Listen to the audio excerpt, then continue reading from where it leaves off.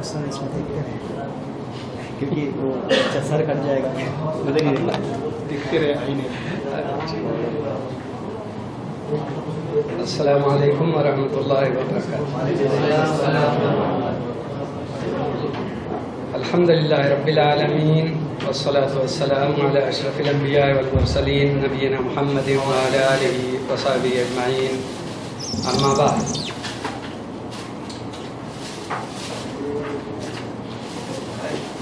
محترم دوستو، ہم لوگ شرح عقیدہ واسطیہ پڑھ رہے ہیں، اور عقیدہ واسطیہ امام ابن تیمیہ کی کتاب ہے جس کی شرح شیخ علی بن وہب القحطانی نے کی ہے. درس شروع کرنے سے پہلے دو اعلان کرنا ضروری سمجھتا ہوں.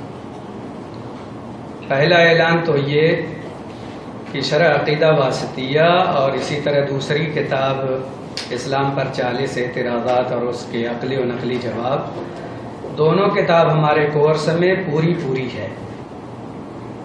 ہمارا کام ہے کہ کتاب ہم ختم کریں.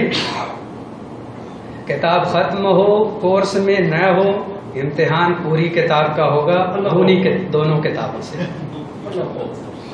یہ بات آپ لوگوں کے علم میں ہونی چاہیے. دوسری بات وقت کے تعلق سے،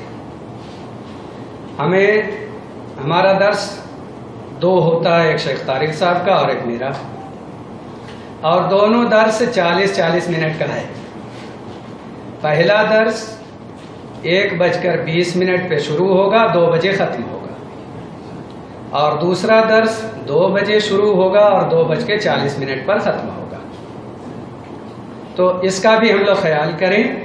1:20 پر انشاءاللہ درس شروع ہو جایا کرے گا، اور جو ہمارے احباب ہیں ان سے درخواست ہے کہ وقت پر حاضر ہوں تاکہ ہم لوگ اپنے کورس کو صحیح ڈھنگ سے پورا کر سکیں اور ایک دوسرے کو اور کتاب کو سمجھنے میں بھی ہمیں اور آپ کے لیے آسانی ہو.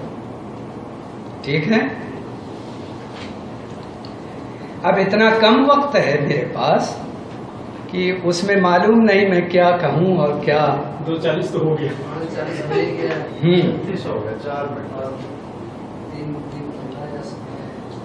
ہم لوگ عقیدہ واسطیہ میں صفحہ 17 تک پڑھ چکے تھے، اور صفحہ 18 پہ رسولوں پر ایمان کا تذکرہ ہے. ارکان ایمان ہم لوگ پڑھ رہے ہیں کہ ایمان کے 6 ارکان ہیں. اللہ پر ایمان، اللہ کے فرشتوں پر ایمان، اللہ کے رسولوں پر ایمان، اللہ کی کتابوں پر ایمان، آخرت کے دن پر ایمان، اچھی بری تقدیر پر ایمان. یہ 6 چیزیں ہیں جن پر ایمان لانا مسلمانوں کے لیے ضروری ہے. 3 چیزوں کا تذکرہ ہو گیا تھا: اللہ پر ایمان، اللہ کے فرشتوں پر ایمان، اللہ کی کتابوں پر ایمان. اب چوتھی چیز ہے رسولوں پر ایمان، الایمان بالرسل. رسول کی جمع ہے، اور اردو میں ہم لوگ رسولوں کہتے ہیں. رسول کسے کہا جاتا ہے؟ رسول وہ مرد انسان ہوتا ہے جس کو اللہ تعالی اپنی رسالت کے لیے منتخب فرماتا ہے اور اس کو نئی شریعت دیتا ہے اور اس کے پہنچانے کا حکم بھی دیتا ہے. وہ مذکر انسان جس کو اللہ تعالی اپنی رسالت کے لیے منتخب کرے، انہیں نئی شریعت دے اور لوگوں تک اسے پہنچانے کا حکم ملا ہو اسے رسول کہتے ہیں. اور نبی اس کو کہتے ہیں جس کو نئی شریعت نہ ملی ہو، پہلے کی شریعت پر عمل کرنا اور دوسروں تک اسے پہنچانا ہو. انبیاء کی صحیح تعداد اللہ تعالی ہی بہتر جانتا ہے. بعض روایتوں میں 1,24,000 کا تذکرہ موجود ہے، تقریباً کہا جاتا ہے. البتہ ایک صحیح روایت میں رسولوں کی تعداد 315 ذکر کی گئی ہے، جس کو علامہ البانی نے السلسلۃ الصحیحہ میں ذکر کیا ہے. رسولوں پر ایمان کا مطلب یہ ہے کہ اس بات کی تصدیق کرنا کہ اللہ تعالیٰ نے لوگوں کو ضلالت کی تاریکیوں سے نکال کر ہدایت کی روشنی میں لانے کے لیے کچھ رسول بھیجے ہیں۔ نیز یہ کہ اللہ کی حکمت اس بات کی متقاضی ہوئی کہ اللہ تعالیٰ اپنے بندوں کی طرف ان رسولوں کو بشارت دینے والا اور ڈرانے والا بنا کر مبعوث فرمایا۔ یہ انبیاء و رسول جن کو اللہ تعالیٰ نے لوگوں میں سے منتخب فرمایا، یہ اس کائنات کے یا اس معاشرے کے سب سے افضل اور سب سے بہتر لوگ ہوا کرتے تھے، جن کو اللہ تعالیٰ اپنی رسالت اور پیغمبری کے لیے منتخب فرماتا تھا۔ کیوں اللہ تعالیٰ انہیں منتخب کرتا تھا؟ تاکہ وہ اللہ کا پیغام من وعن لوگوں تک پہنچا دیں اور تمام لوگوں کے لیے دین پر عمل کرنا آسان ہو جائے۔ اور اللہ رب العالمین کے پاس جو کچھ تعلیمات ہیں لوگوں کے لیے، وہ تعلیمات اللہ تعالیٰ جبریل علیہ السلام کے ذریعے رسولوں تک بھیجتا اور رسول لوگوں کو بتاتے اور سکھاتے تھے۔ اور اسی لیے انبیاء اور رسول کے بارے میں یہ کہا جاتا ہے کہ وہ اپنی مرضی اور خواہش سے نہیں بولتے، بلکہ جو کچھ اللہ کی طرف سے اترتا تھا اس کو بتاتے اور اس کی تشریح کرتے تھے۔ لوگوں کو جو اللہ کے احکام پر عمل کرتے ان کو جنت کی بشارت دیتے، اور جو اللہ کے احکام سے ہٹ کر کفر و شرک اور بے دینی کی زندگی گزارتے انہیں جہنم کے عذاب سے ڈراتے تھے۔ رسولم مبشرین و منذرین، اللہ تعالیٰ نے رسولوں کو بھیجا بشارت دینے والا اور ڈرانے والا، تو وہ جنت کی بشارت بھی دیتے اور جہنم کے عذاب سے ڈراتے بھی تھے۔ ان انبیاء اور رسول کا کام یہ ہوتا تھا کہ وہ خود اس پر عمل کرتے تھے اور لوگوں کو اس پر عمل کی دعوت دیتے تھے، اور ان سب سے پہلے اس پر عقیدہ رکھنے کی تعلیم دیتے تھے۔ تو رسولوں پر ایمان کا مطلب یہ ہے کہ ہم یہ اعتقاد رکھیں کہ انبیاء اور رسول اور ان کی رسالت و نبوت برحق ہے، اور وہ جو کچھ اللہ کی طرف سے لے آئے اور بتائے وہ سب کا سب حق ہے اور اس میں کچھ خطا اور غلط نہیں۔ اس پر ایمان رکھنا ضروری ہے، اور اسی لیے اللہ رب العالمین نے انبیاء اور رسول کی معصومیت کے لیے باقاعدہ مسلمانوں کو عقیدہ رکھنے کا حکم دیا، اور ہماری شریعت میں یہ تعلیم ہے کہ تمام انبیاء اور رسول معصوم ہوتے ہیں، ان سے غلطی نہیں ہوتی۔ اگر خطا کبھی ہو جاتی ہے تو اللہ کی طرف سے تنبیہ ہو جاتی ہے اور پھر ان کی اصلاح ہو جاتی ہے اور اصل کی طرف لوٹ آتے ہیں۔ جیسے اللہ کے نبی صلی اللہ علیہ وسلم جب بعض نمازوں میں سہو ہو گیا اور آپ 2 رکعت والی نماز 4 رکعت والی نماز 2 رکعت پڑھا دیے، اور پھر لوگوں نے بعد میں بتایا کہ 2 ہی رکعت ہوئی ہے، آپ نے فرمایا انما انا بشر انسا کما تنسون فاذا نسیت فذکرونی، میں بھی تو انسان ہوں تمہاری طرح، جیسے تم لوگ بھولتے ہو میں بھی بھولتا ہوں، تو جب میں بھول جاؤں تو مجھے یاد دلا دیا کر۔ تو تنبیہ کرنے کے لیے کہا، اور کتنی بار اللہ رب العالمین نے اپنے نبی کو تنبیہ کی اور انہیں یاد دلایا کہ دیکھیے بات ایسے ہے، کام ایسے ہے۔ جب نبی صلی اللہ علیہ وسلم نے شہد پینے سے انکار کیا اور کہا کہ میں اب شہد نہیں پیوں گا، تو اللہ تعالیٰ نے باقاعدہ آیت اتاری اور تنبیہ کی، لما تحرم، تم ایسی چیز کو حرام کیوں کرتے ہو جو اللہ نے تمہارے لیے حلال کی ہے۔ اور جب عبداللہ ابن ام مکتوم آئے اور نبی صلی اللہ علیہ وسلم سے کچھ سوالات کرنا چاہے، اور نبی صلی اللہ علیہ وسلم سرداران قریش کو درس دے رہے تھے، انہیں اسلام کی دعوت دے رہے تھے، آپ نے توجہ نہیں کی اس مسلمان کی طرف، تو اللہ رب العالمین نے باقاعدہ تنبیہ کی کہ آپ کا یہ طرز عمل صحیح نہیں۔ عبس وتولی ان جاءہ الاعمی وما یدریک لعلہ یزکی او یذکر فتنفعہ الذکری، تو دیکھیے کس طرح اللہ رب العالمین کی طرف سے تنبیہ ہو جاتے ہیں، لیکن انبیاء کسی بھی صحو پہ باقی نہیں رہتے، بلکہ اس کی اصلاح ہو جاتی ہے اور فوراً ان کے لیے وہ حکم اور آرڈر اللہ کی طرف سے جاری ہو جاتا ہے جس کا حکم ہے، اور وہ اس پر عمل کرتے ہیں۔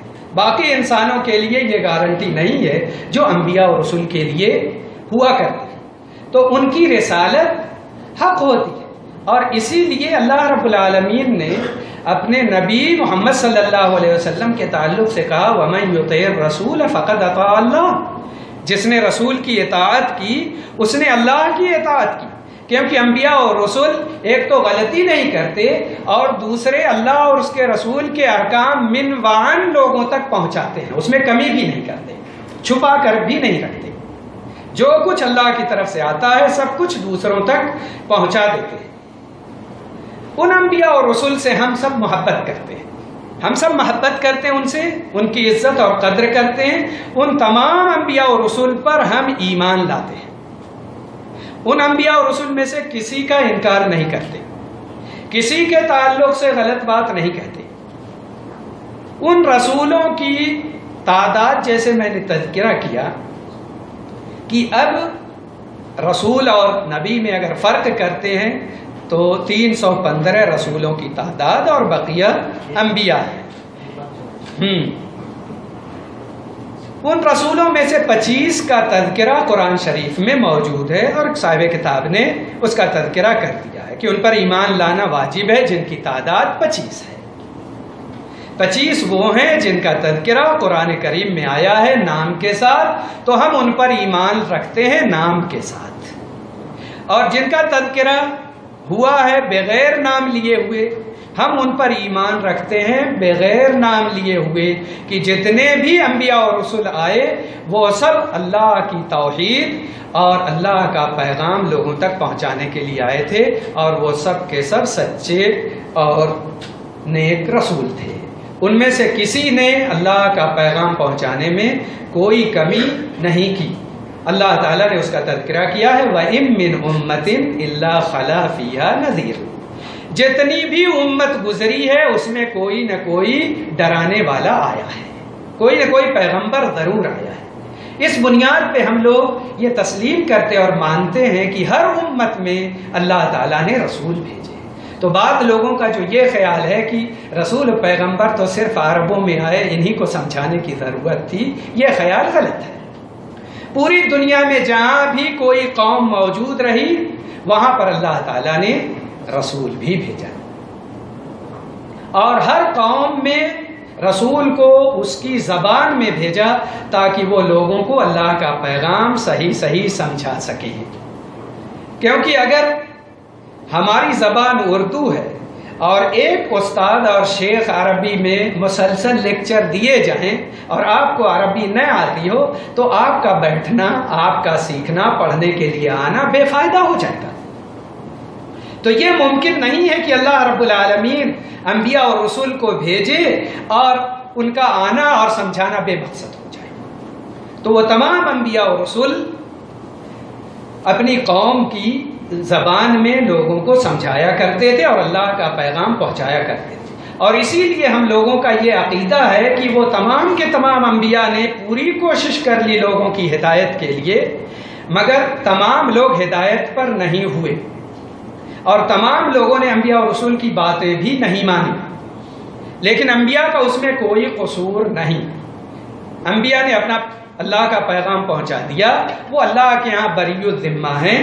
جو کچھ خطا اور غلطی ہے یہ ان لوگوں کی ہوگی جن لوگوں نے انبیاء کی بات ماننے میں تردد کیا یا اسلام قبول نہیں کیا ہے۔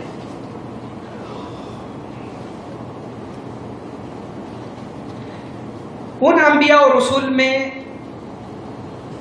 سب سے افضل اور سب سے بہتر محمد صلی اللہ علیہ وسلم ہے۔ ہم ان سب پر ایمان رکھتے ہیں، لیکن ہمیں بتایا گیا کہ آپ تمام انبیاء کے خاتم ہیں، سب سے اخیر میں آئے اور سب سے افضل ہیں، اور خود نبی صلی اللہ علیہ وسلم نے فرمایا انا سید ولد آدم ولا فخر، میں اولاد آدم کا سردار ہوں لیکن کوئی فخر کی بات نہیں ہے۔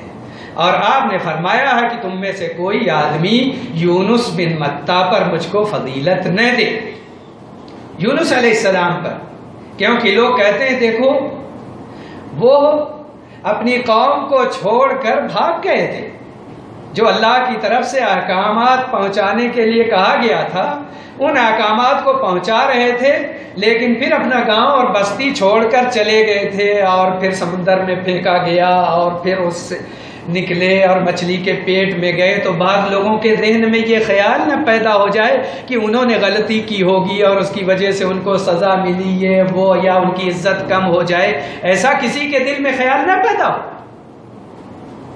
تو آپ نے فرمایا تم میں سے کوئی آدمی مجھ کو ان پر فضیلت نہ دے، میں ہوں سارے اولاد آدم کا سردار، میں ہوں خاتم النبی، مگر ایک کو دوسرے پر برتر کر کے دوسرے کو کمتر مت ثابت کر۔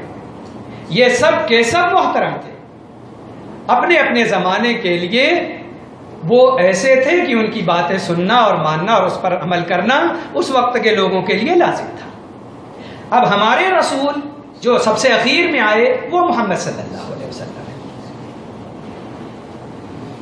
تو خود اللہ کے نبی صلی اللہ علیہ وسلم کے بارے میں اللہ تعالیٰ نے کہا ہے کہ وہ خاتم النبیین ہے، ما کان محمد ابا احد من رجالکم ولکن رسول اللہ و خاتم النبیین۔ محمد صلی اللہ علیہ وسلم تم مردوں میں سے کسی کے باپ نہیں ہیں، لیکن وہ اللہ کے رسول ہیں اور خاتم النبیین ہیں۔ اب آپ کے بعد کوئی دوسرا نبی نہیں آئے گا۔ اب اس زمانے میں تمام لوگوں کے لیے لازم ہے کہ جو لوگ ہدایت چاہتے ہیں، جنت چاہتے ہیں، اللہ کی خوشنودی چاہتے ہیں، وہ محمد صلی اللہ علیہ وسلم کو آخری رسول تسلیم کر کے ان کی لائی ہوئی شریعت پر عمل کریں، اور اگر کوئی ان پر ایمان نہیں لائے گا تو وہ جہنم میں جائے گا۔ اور اسی لیے ہم کہتے ہیں کہ گرچہ عیسیٰ علیہ السلام برحق ہیں اور موسیٰ علیہ السلام برحق ہیں اور دوسرے انبیاء برحق ہیں، مگر آج کا کوئی کرسچین جنت میں نہیں جائے گا اور کوئی یہودی جنت میں نہیں جائے گا۔ ان کے لیے لازم ہے، اور خود ان انبیاء نے بشارت دی ہے، اپنی اپنی کتابوں میں ذکر ہے ان کی کتابوں میں کہ محمد صلی اللہ علیہ وسلم آئیں گے، احمد آئیں گے، اور ان پر ایمان لانے کے لیے ہی تذکرہ کیا گیا، ورنہ کیوں ذکر کرتا اللہ رب العالمین اپنی کتاب میں؟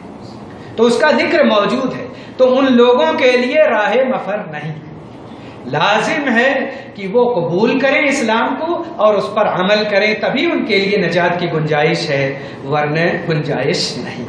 تو محمد صلی اللہ علیہ وسلم کی شریعت پر ہم ایمان رکھتے ہوئے اس پر عمل کریں گے اور دوسرے انبیاء پر ایمان رکھیں گے۔ انبیاء پر ایمان رکھنے کا ایک مطلب یہ بھی ہے کہ وہ جو کچھ بتائیں ساری باتوں کی تصدیق کی جائے، اس میں سے کسی کا انکار نہ کیا جائے، کسی بات کا انکار نہ کیا جائے۔ کوئی یہ نہ کہے کہ یہ تو سند سے حدیث صحیح ہے مگر ہماری عقل میں نہیں آتی، اس لیے ہمیں اسے قبول کرنے میں تردد ہے۔ اگر صحیح سند سے بات ثابت ہے اور علماء محققین نے اس روایت کو صحیح کہہ دیا تو آپ کی عقل میں بات آئے یا نہ آئے آپ کو ماننا لازم ہے۔ آپ کی عقل کا فطور ہو سکتا ہے، اللہ کے رسول صلی اللہ علیہ وسلم کی بات غلط نہیں ہو سکتی۔ تو جو کچھ انبیاء اور رسول بتاتے ہیں وہ سب حق ہوتا ہے اور حق کے سوا کچھ نہیں ہوتا۔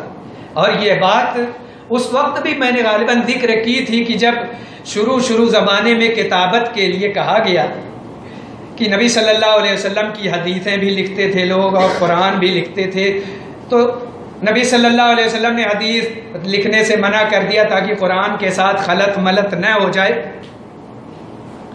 اور پھر بعد میں حدیثوں کو لکھنے کی آپ نے اجازت دے دی۔ تو بعض صحابہ نے جب یہ کہا کہ ہر بات مت لکھا کرو، کبھی آپ غصے میں ہوتے ہیں، کبھی آپ کی کیفیت ٹھیک نہیں ہوتی، تو نبی صلی اللہ علیہ وسلم نے فرمایا کہ لکھو، میری زبان سے حق کے علاوہ کچھ نہیں نکلتا، کسی بھی حال میں غلط نہیں نکلے گا، حق ہی اور صحیح ہی نکلے گا۔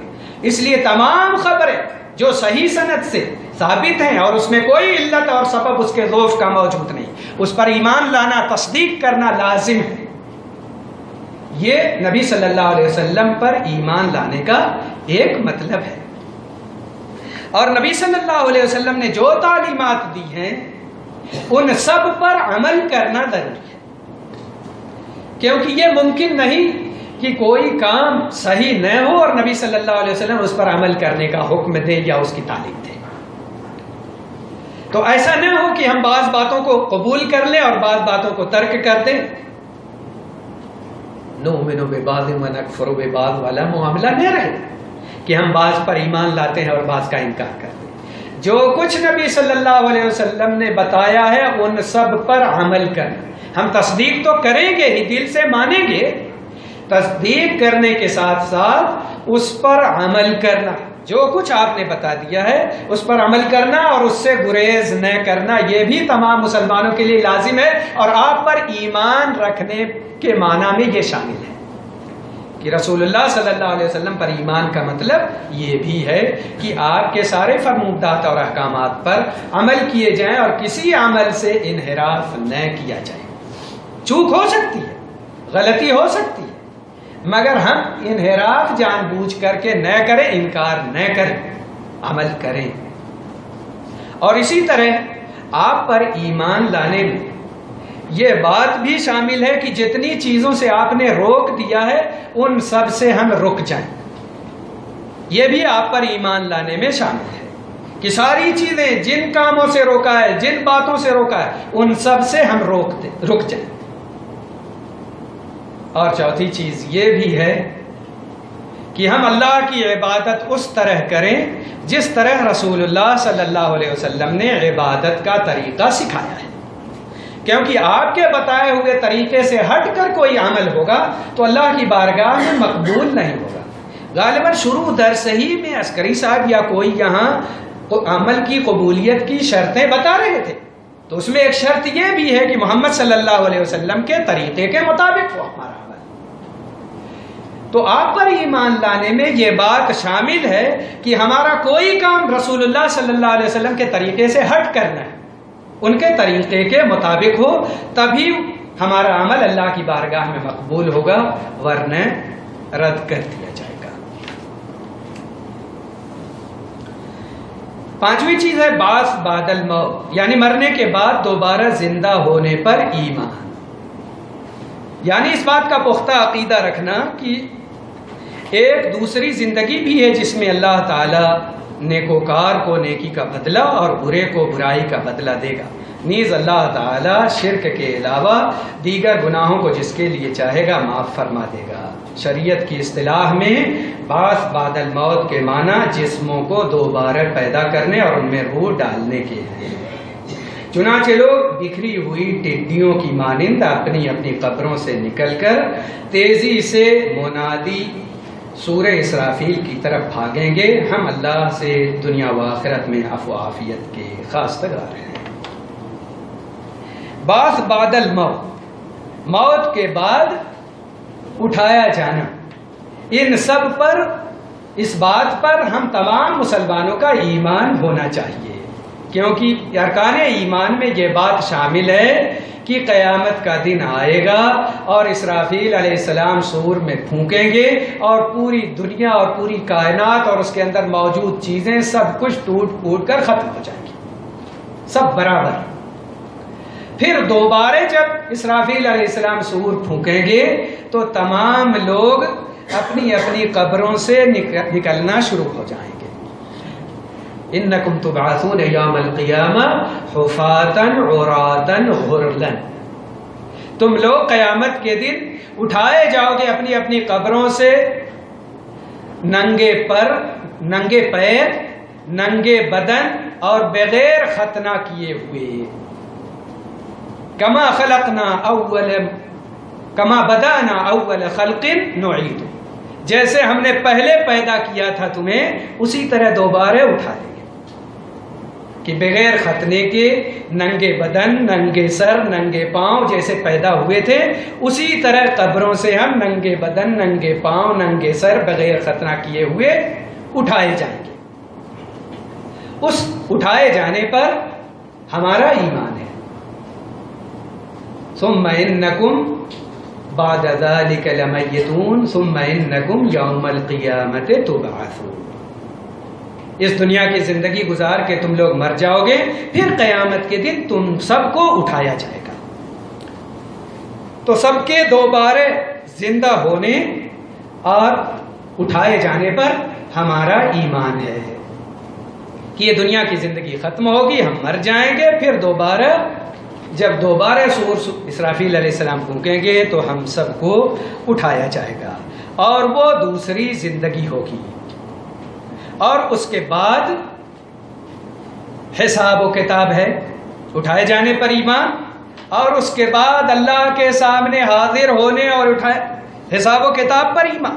جیسے حدیث شریف میں لکھا ہے کہ اللہ تعالیٰ ایک گنہگار مومن بندے کو اپنے قریب بلائے گا اور اس پر اپنا سایہ ڈال دے گا اور اس کو چھپا لے گا۔ وعلیکم السلام۔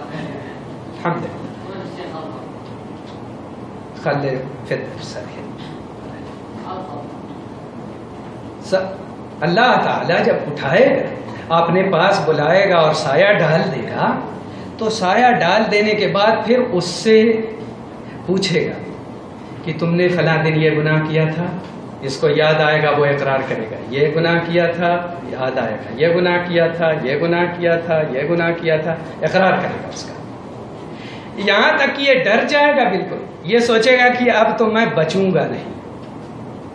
لیکن اللہ تعالیٰ کہے گا کہ میں دنیا میں بھی ان گناہوں پر پردہ ڈالا اور آج بھی تم کو چھپا لیا ہوں، دوسرے لوگ دیکھ بھی نہیں رہے ہیں، ہماری بات بھی نہیں سنے ہیں، اور آج بھی پردہ ڈال دیا، اور جاؤ جنت میں چلے جاؤ۔ تو یہ اللہ کا رحم و کرم جس کے لیے ہو جائے گا اس کے لیے آسانیاں پیدا ہو جائیں گی، لیکن جس سے سوال و جواب ہو جائے گا اس کے لیے مشکلیں ہو جائیں گی۔ جس سے پوچھا جائے گا یہ کیوں کیا، یہ کیوں نہیں کیا، فلاں دن ایسے کیوں کیا، فلاں دن ویسے کیوں کیا، سوال و جواب اگر زیادہ ہو گیا تو پھر مشکل۔ اسی لیے نبی صلی اللہ علیہ وسلم نے فرمایا تم میں سے کوئی آدمی اپنے عمل کی وجہ سے جنت میں نہیں جا سکتا، بلکہ اللہ کی رحمت کی ضرورت ہے، اس کی مغفرت کی ضرورت ہے، اس کے قبول اعمال کی ضرورت ہے۔ تو ہم فخر و غرور نہ کریں، البتہ ہم یقین رکھیں کہ وہ دن آئے گا حساب و کتاب کا، تو اس کے لیے ہمیں تیاری کرنا ضروری ہے۔ اور اسی طرح حساب و کتاب کے بعد جنت اور جہنم، جنت بھی حق ہے، جہنم بھی حق ہے، جنت بھی موجود ہے، جہنم بھی موجود ہے۔ جنت کی خوبیاں اور اس کی نعمتیں قرآن میں بکثرت موجود ہیں، یہاں تک کہ جنت کے دروازے اس کا بھی تذکرہ ہے، جہنم اس کے دروازے اس کا بھی تذکرہ ہے، جنت کی نعمتیں، جہنم کا عذاب، اس کی سختی، ساری چیزیں بالتفصیل بیان ہوئی ہیں۔ قرآن کا کوئی ترجمہ پڑھے تو بار بار ہر صفحے میں تقریباً جنت یا جہنم یا اس کی نعمتیں یا جہنم کا عذاب، اس کا تذکرہ آپ کو ملے گا۔ تو ان سب پر ہمارا ایمان ہونا چاہیے کہ وہ ہے، موجود ہے، برحق ہے، اور مومنین، صادقین، موحدین انشاءاللہ جنت میں جائیں گے، اور مشرکین، کافرین، منافقین یہ سب جہنم میں پھینکے جائیں گے۔ اور اسی طرح آخرت پر ایمان لانے میں قبر کی زندگی، برزخ کی زندگی اور اس کے آداب اور اس کی نعمت بھی اسی میں شامل کر دی جاتی ہے، کیونکہ مرنے کے بعد پھر گویا کہ اس کی آخرت شروع ہو گئی۔ تو اصل تو قیامت کے دن کے بعد اٹھے جانے کی بات ہے، لیکن یہ قبر اور برزخ کی زندگی اور اس کے عذاب اور اس کی نعمتیں وہ بھی آخرت پر ایمان لانے میں شامل ہیں، کہ قبر کی اپنی ایک زندگی ہے جو دنیا کی زندگی سے الگ ہے، اور اس پر ہمارا ایمان ہے۔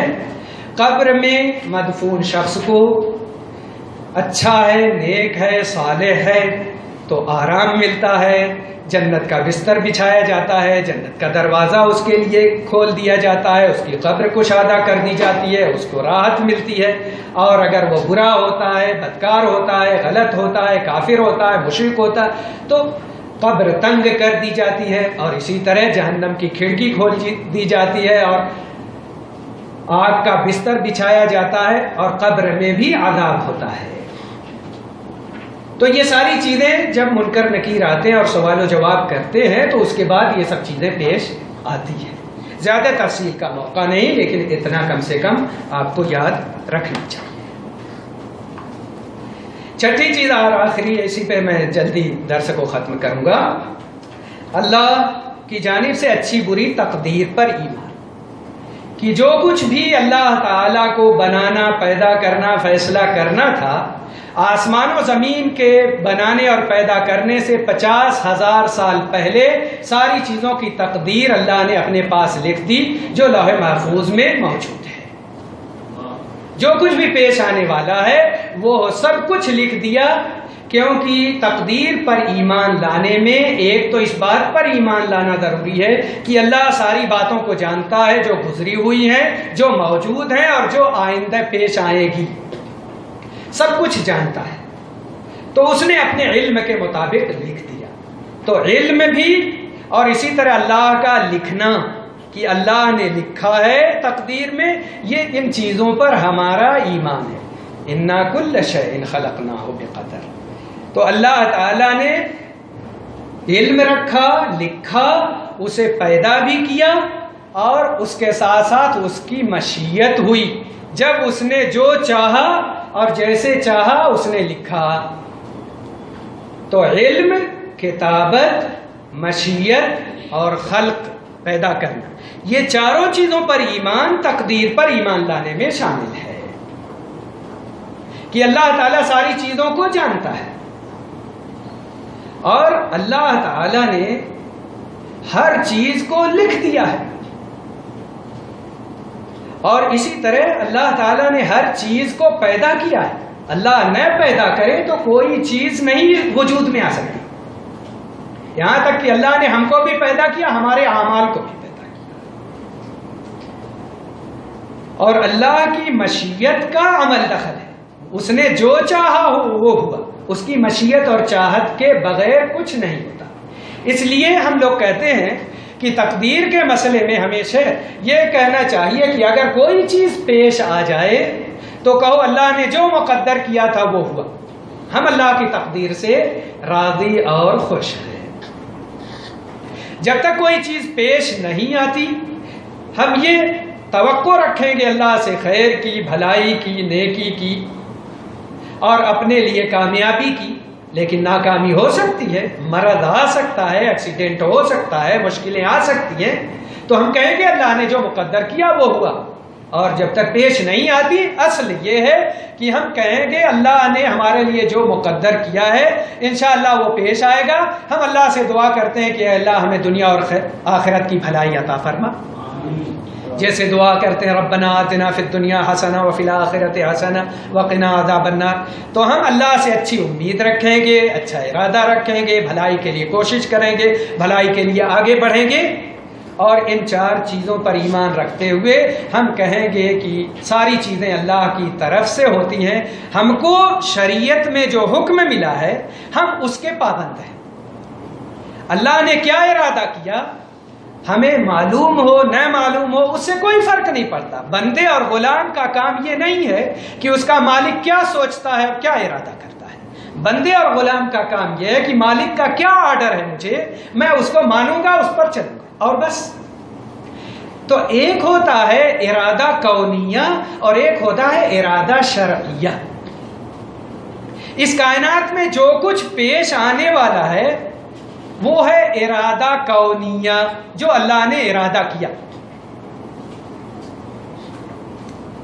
کہ جو کچھ اس نے ارادہ کیا وہ پیش آئے گا، چاہے وہ شریعت کے موافق ہو یا مخالف ہو۔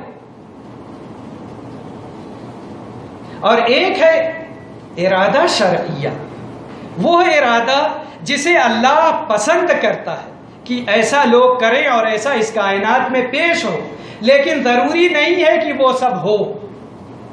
ارادہ کونیہ میں جو کچھ اللہ نے چاہا وہ ہوگا، اللہ کو پسند ہو یا ناپسند ہو، اس نے جو چاہا وہ ہو۔ اور ارادہ شرعیہ میں اللہ کو وہ چیز پسند ہوتی ہے لیکن اس کا وجود میں آنا اور اس پر لوگوں کا کاربند ہونا یہ لازم نہیں ہوتا۔ مثال کے طور پر اللہ نے چاہا کہ اس کائنات میں مومن بھی ہوں، کافر بھی ہوں، منافق بھی ہوں، مگر اللہ پسند نہیں کرتا کافر کو اور منافق کو۔ اللہ مومنوں کو پسند کرتا ہے، لیکن اللہ دیکھنا چاہتا ہے اختیارات دے کر کے کہ کون میرا فرما بردار ہے، کون نافرمان ہے، کون میری طرف آتا ہے، کون دوسری طرف آتا ہے، وہ دیکھنا چاہتا ہے۔ تو اس نے چاہا کہ میں ایسی مخلوق بناؤں جس میں ہر قسم کے لوگ ہوں، کچھ جنت کے مستحق ہوں، کچھ جہنم کے مستحق ہوں۔ کون ایسے ہیں جن کی خواہش جنت میں جانے کی ہے، کون ایسے ہیں جن کی خواہش جہنم میں جانے کی ہے، وہ دیکھنا چاہتا ہے، مگر وہ پسند نہیں کرتا کفر کو، شرک کو، نفاق کو، ظلم کو پسند نہیں کرتا۔ یہ شرعی حکم نہیں ہے کہ تم کافر بنو۔ تو اس نے جو چاہا وہ اس کائنات میں ہوا، مگر اس کو بہت سی چیزیں ناپسند ہیں، اسی لیے اس نے شریعت اتاری، دین اتارا۔ تو یہاں ایک ارادہ شرعیہ ہے جو اس کی چاہت کا ارادہ ہے، جو اس کی کتاب میں اور اس کے انبیاء کے ذریعے معلوم ہوا کہ یہ چیزیں اسے پسند ہیں۔ بندوں کا کام ہے کہ اس کو مان کے اس کے مطابق زندگی گزاریں، عمل کریں، اور اگر اس سے ہٹ کے کچھ ہو جائے تو کہیں اللہ نے جو مقدر کیا تھا وہ پیش ہوا۔ اللہ کو پسند ہے کہ سب کے سب مومن ہوں، سب فرما بردار ہوں، سب اللہ کی عبادت کریں اور اس کی نافرمانی نہ کریں، اس کا حکم نہ ٹالا جائے، مگر ہوتا نہیں۔ ایک آدمی نماز پڑھتا ہے، دوسرا نہیں پڑھتا، ایک روزہ رکھتا ہے، دوسرا نہیں رکھتا، ایک سچ بولتا ہے، دوسرا جھوٹ بولتا ہے۔ اللہ کو جھوٹ ناپسند ہے، اللہ کو کفر ناپسند ہے، لیکن اس کے باوجود اس کائنات میں یہ سب چیزیں ہوتی ہیں۔ تو ارادہ شرعیہ وہ ہے جسے اللہ پسند کرتا ہے، لیکن ضروری نہیں ہے کہ وہ پیش آئے۔ ہمیں حکم ہے کہ ہم اللہ کے ارادے شرعیہ کے پابند ہوں اور ارادے کونیہ پر ایمان رکھیں کہ جو کچھ اللہ نے لکھا ہے وہ پیش آئے گا۔ اور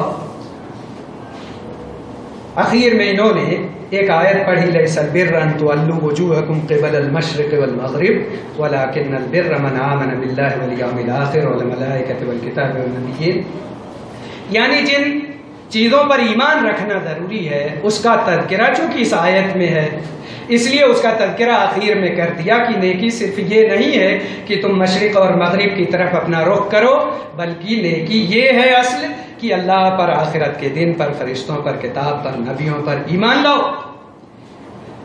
تو مسلمانوں کو یہ چاہیے کہ یہ جو احکامات اللہ کی طرف سے ہمیں ملے ہیں ان چیزوں پر ہم ایمان رکھیں، تصدیق کریں، اس پر عمل کریں اور ممنوعہ چیزوں سے رکیں، اور مقدر میں جو کچھ پیش آیا ہے اس کو تسلیم کر کے اللہ کی تقدیر سے راضی رہیں اور اس سے خیر طلب کریں۔